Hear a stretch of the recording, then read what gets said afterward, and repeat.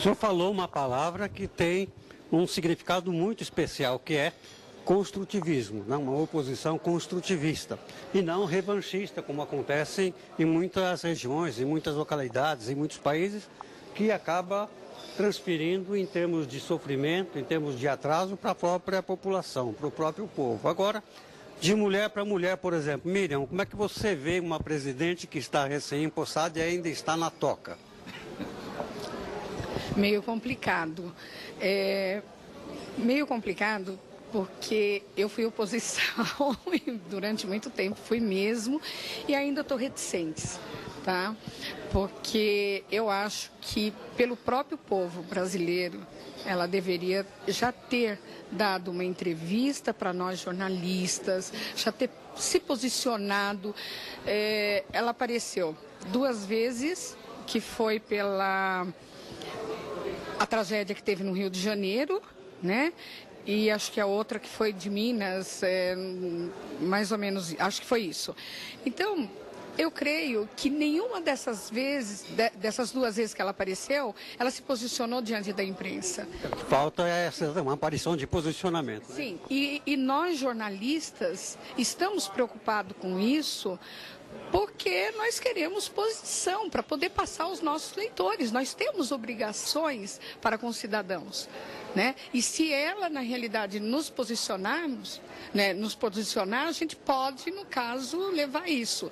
Mas eu ainda tenho um pezinho lá e outro cá. A mulher espera mais da presidente mulher? Esperamos sim, tá?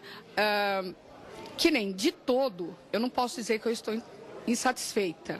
O primeiro discurso dela realmente veio para ajudar com que a mulher tome uma posição mesmo política, né? E deu para perceber que isso ela vai ajudar. Então eu creio que as mulheres que estejam aí de plantão, que tomem essa posição e vá em frente. Porque hoje é minoria ainda no país, mulher na política.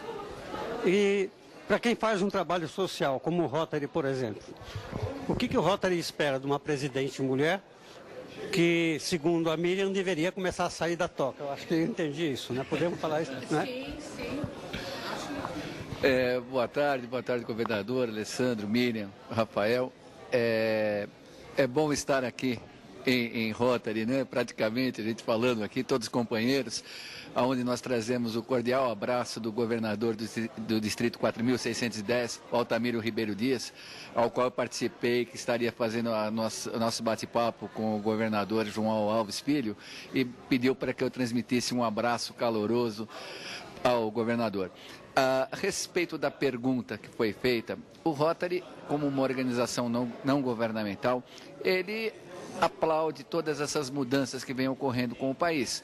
Nós tivemos um operário, que foi o Lula, o metalúrgico, que se tornou presidente da República, passou por uma mudança, mas efetivamente ele criou uma dinâmica, uma democracia muito mais aberta.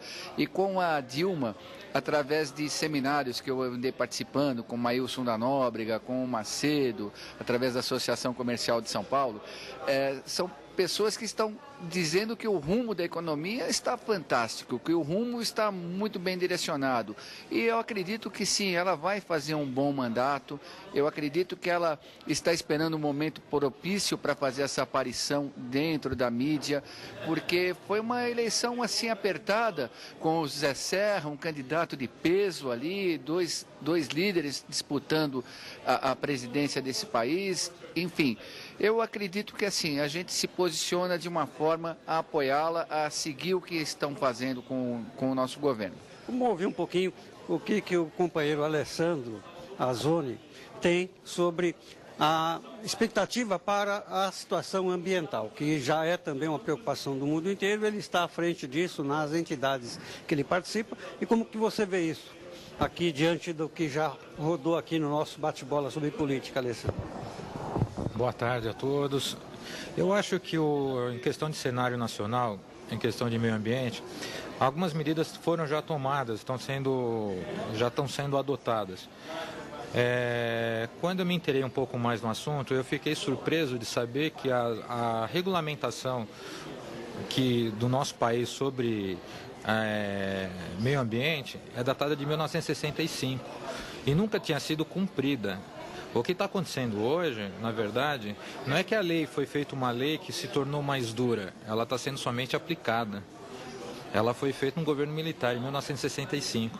Então todas essas leis de encostas, leis que estão falando que hoje deveriam ser sido cumpridas, foram feitas em 1965.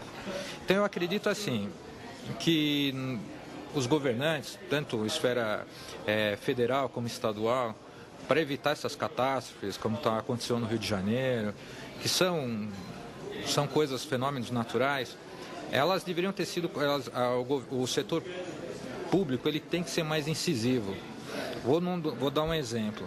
Descendo a Serra de Santos, você tem uma área de parque, que é a área de manguezal. Há cerca de uns 3 anos, você descia, era só manguezal. Hoje, depois de um tempo, começou a ter umas 2, 3 casas. Eu desci esse final de semana, já tem rua pavimentada, iluminada, rua iluminada. Quem fez isso? O setor público. Como que o setor público pode, nesse momento, numa área que é de preservação, pavimentar? Então, quem está correndo quem está favorecendo as moradias irregulares, áreas de risco, é o próprio governo. Então, eu acho assim, o Estado, que eu falo, o ente, Estado municipal, estadual e federal, eles deviam ser um pouco mais atuantes nessa política de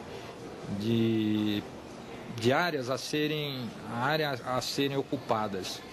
Outro exemplo, a área do Jardim Pantanal. Ela inunda, mas ali é uma área de drenagem do próprio Rio Tietê. Não eram para ter deixado subir casas ali, mas deixaram. Então não adianta a gente culpar o governo. Uma coisa que eu aprendi muito ao ver é que a gente culpa, nós brasileiros, às vezes a gente acaba culpando muito o governo. E o próprio governador pode até concordar às vezes. É muito fácil você culpar o governo. O governador podia ter feito isso, o governador podia ter feito aquilo, mas a máquina do governo é muito grande. O governo não tem como prever todas as intempéries que vai acontecer dentro de um Estado. Ele tem que se preocupar com a educação, ele tem que se preocupar com segurança, ele tem que se preocupar com saúde, ele tem que se preocupar com um monte de setores. Mas ele por isso que ele cria o secretariado. Por isso que então eu acho assim, no Brasil hoje, o que eu vejo é que acho que vai acontecer no governo federal e nos demais estados, é uma política um pouco mais severa em questão de crimes ambientais. Não para punir o empresário, não para punir ninguém. É uma maneira de preservar o nosso meio ambiente e nosso meio de vida. Porque se não for feito isso, daqui a pouco nós já não vamos ter mais Amazônia, nós vamos ter mais as encostas, nós vamos ver catástrofes cada vez piores. Eu li uma reportagem do Diário do Comércio que eu achei fantástica.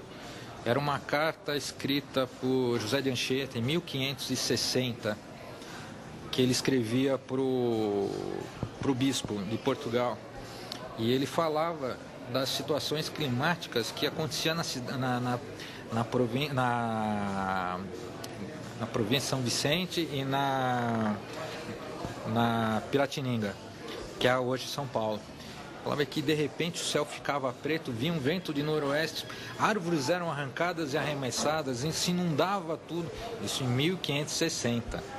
Então, quando a gente vê hoje São Paulo sendo árvores arrancadas, enchentes, a coisa continua, só que se passaram quase 500 anos e a gente não fez nada.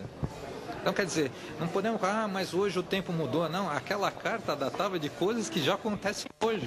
Árvores eram arrancadas com raízes. Foi uma carta tão bem feita e que me surpreendeu.